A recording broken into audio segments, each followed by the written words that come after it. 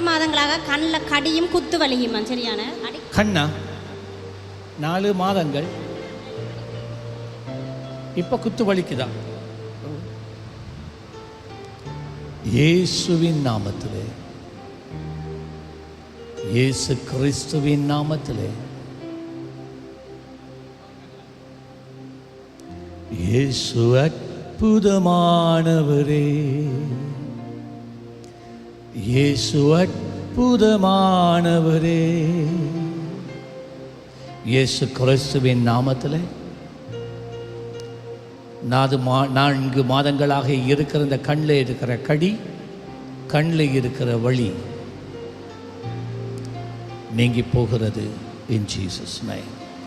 Check பண்ண எப்படியாம் குத்து வலியும் இல்லையா? ஆண்ட்ராஸ் வலி